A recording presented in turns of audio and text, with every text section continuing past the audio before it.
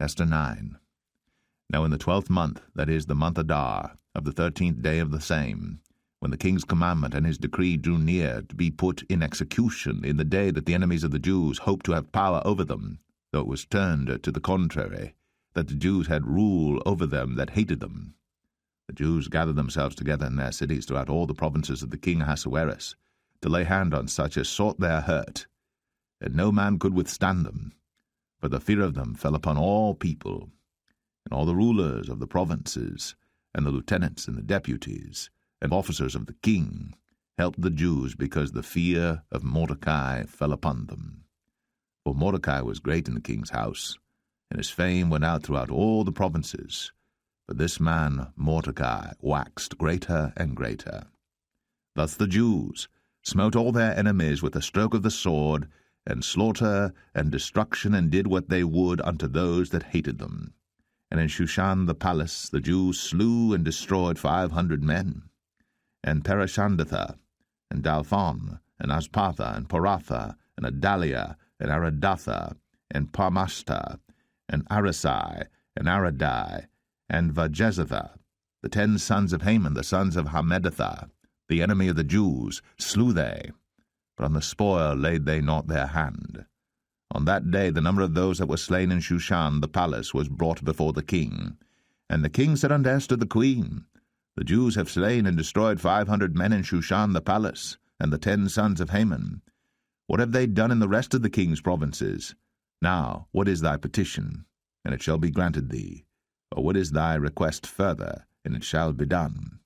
Then said Esther, If it please the king, let it be granted to the Jews which are in Shushan to do tomorrow also according unto this day's decree, and that Haman's 10 sons be hanged upon the gallows. And the king commanded it so to be done. And the decree was given at Shushan, and they hanged Haman's 10 sons. For the Jews that were in Shushan gathered themselves together on the 14th day also of the month Adar, and slew 300 men at Shushan, but on the prey they laid not their hand. But the other Jews that were in the king's provinces gathered themselves together, and stood for their lives, and had rest from their enemies, and slew of their foes 75,000. But they laid not their hands on the prey. On the 13th day of the month Adar, and on the 14th day of the same, rested they, and made it a day of feasting and gladness. But the Jews that were at Shushan assembled together on the 13th day thereof, and on the 14th thereof, and on the 15th day of the same they rested, and made it a day of feasting and gladness. Therefore the Jews of the villages that dwelt in the unwalled towns made the 14th day of the month Adar a day of gladness and feasting, and a good day, and of sending portions one to another. And Mordecai wrote these things, and sent letters unto all the Jews that were in all the provinces of the king Ahasuerus, both nigh and far, to establish this among them, that they should keep the 14th day of the month Adar, and the 15th day of the same yearly, as the days wherein the Jews rested from their enemies, and the month which was turned unto them from sorrow to joy, and from mourning into a good day, that they should make them days of feasting and joy, and of sending portions one to another, and gifts to the poor.